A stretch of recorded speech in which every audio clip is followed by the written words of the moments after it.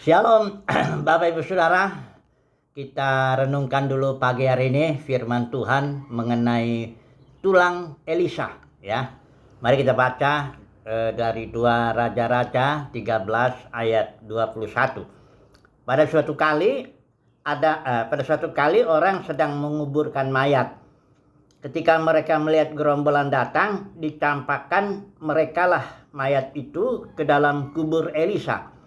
Lalu pergi, dan demi mayat itu kena kepada tulang-tulang Elisa, maka hiduplah ia kembali dan bangun berdiri.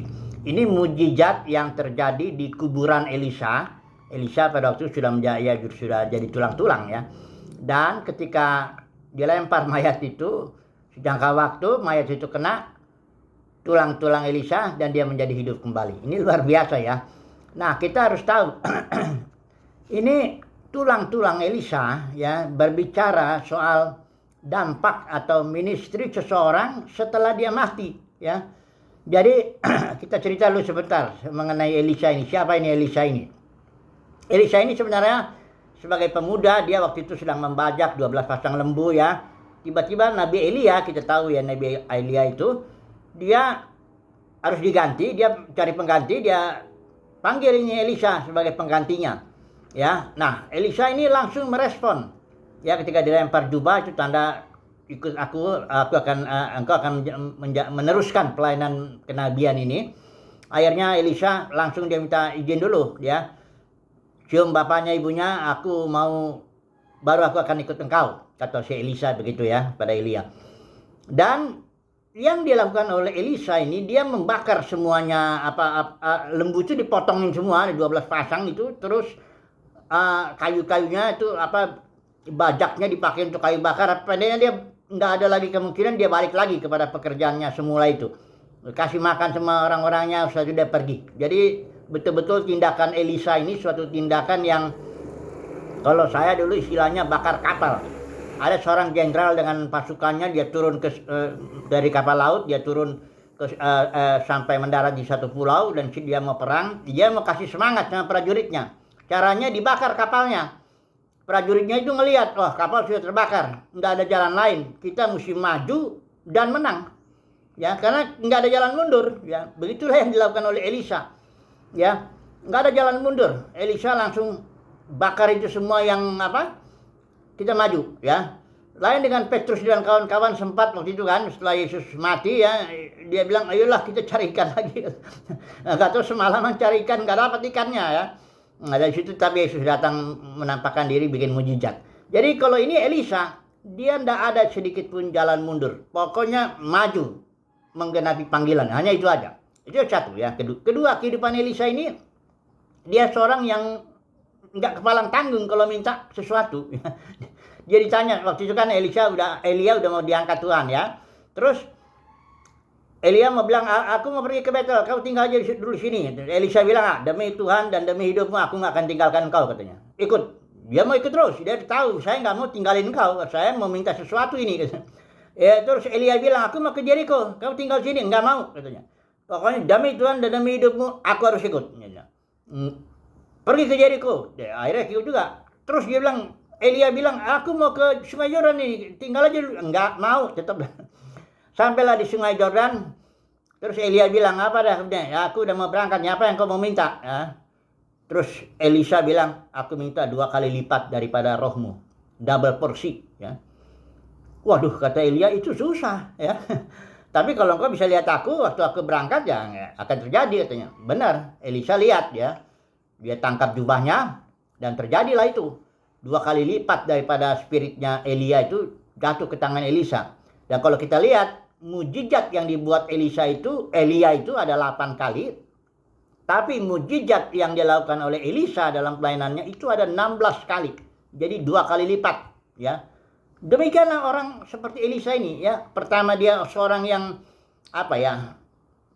tegar dengan keputusannya. Tidak ada jalan mundur bagi dia. Dan nggak ada istilah-istilahnya mau kecewa, mau menyerah atau apa. Nggak ada itu. Maju menggenapi panggilan itu satu. Yang kedua, dia nggak palang tanggung kalau minta sesuatu. Aku ingin sesuatu ini katanya. Jadi orangnya gimana ya dibilangnya? pendeknya sepenuh hati lah. Bagaimana lah itu caranya ya menguraikannya. Orang seperti inilah yang ternyata setelah mati masih memiliki dampak, ya, hidupnya itu masih memiliki ministry lah katakan, ya, masih menghidupkan orang mati kok, ya, tulang-tulangnya itu. Nah, coba dulu kita terapkan dulu kehidupan Elisa ini atau tulang-tulang Elisa ini kepada kehidupan kita. Nah, kita pun semua akan mati toh. Tidak ada orang yang manusia bisa ditetapkan mati satu kali, ya. Nah, kalau kita mati ini bagaimana ini dampak kehidupan kita bagi generasi, ya, bagi anak cucu kita lah. Nggak usah lah terlalu jauh-jauh dulu apa kita berpikir, ya. Apa yang kita tinggalkan itu, ya. Apakah sesuatu yang menghidupkan kayak tulang-tulang Elisa atau sesuatu yang mematikan? Kita nggak memberikan suatu kehidupan, ya. Dalam kehidupan kita nggak ada sesuatu yang menghidupkan. Hanya Kristus memang sebenarnya yang menghidupkan itu, ya. Jadi tulang-tulang Elisa ini sebenarnya simbol daripada Roh Kristus yang menghidupkan. Alkitab bilang Korintus itu roh pemberi hayat, roh pemberi hidup, ya. Nah, jadi kalau kita dalam hidup kita ini menjalaninya ya aut-autan begitu, nggak menjalani hidup Kristus, ya. Kalau Paulus bilang bagiku hidup adalah Kristus, ya. Sampai mati pun Paulus sampai sekarang tuh dia masih dampaknya masih ada, tuh tulisan-tulisannya masih menjadi berkat, ya. Di Alkitab ini. Nah, semoga lah kita mendapat kasih karunia, ya, menjalani kehidupan ini, kehidupan Kristus, sehingga kita ketika mati nanti kita ada dampak bagi generasi berikut. Itu satu. Yang kedua, ini ministrinya, ya, karena kita tahu bahwa setelah kita mati, kita menghadap pengadilan Kristus dan akan ditentukan di situ apakah kita akan melakukan ministri yang berikut di zaman berikut sebagai raja-raja dan imam-imam memerintah di bumi ini, atau kita belum siap, ya. Kayak perumpamaan gadis bijaksana, gadis bodoh, ya. Ada kan itu gadis orang Kristen semua itu.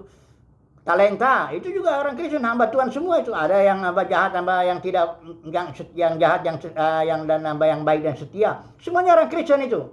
Menghadap pengadilan Kristus. Nanti disitulah ditentukan mana yang udah siap untuk melayani di zaman berikut, mana yang belum. Nah, jangan mau percaya nih dusta-dusta dalam kekristenan nih, dongeng-dongeng cerita ini surga, katanya kalau udah percaya Yesus naik nanti kita ke surga, sana rumah yang enak, katanya rumah Bapak, jalannya dari emas, nyanyi aja nggak ada kerjaan di sana. Jangan mau percaya itu, nggak ada itu konsep begitu, ya, di Alkitab.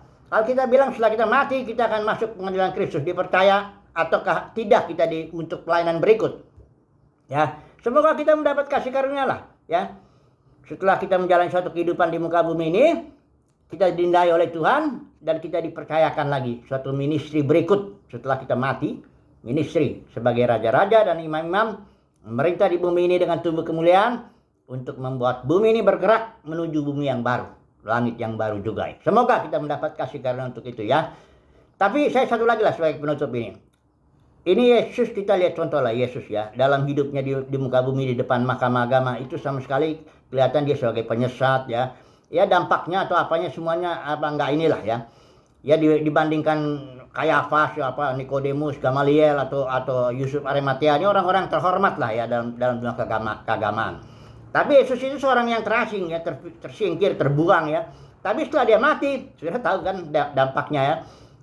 Bapa menjadi semua dalam semua, langit dan bumi yang baru itu setelah Yesus mati itu. Jadi kalau dalam hidup ini jangan dulu dinilai lah, ya. Saudara jangan nilai saya atau terserah sih kalau menilai. Tapi saya nggak mau menilai orang lain atau menilai diri saya sendiri, ya. Paulus bilang aku nggak peduli juga sih mau dihakimi, ya, nggak peduli. Karena nantilah di pengadilan Kristus ketahuanlah itu siapa kita sebenarnya, kan gitu, ya. Kalau sekarang ini uang, jabatan, kemuliaan, hormat manusia itu bisa nipu juga itu, ya. Kita lihatlah nanti, ya. Semoga sekali lagi, ya, kita mendapat kasih karunia di hadapan Tuhan untuk dipercaya, ya, ministry berikut di zaman berikut. Haleluya. Amin.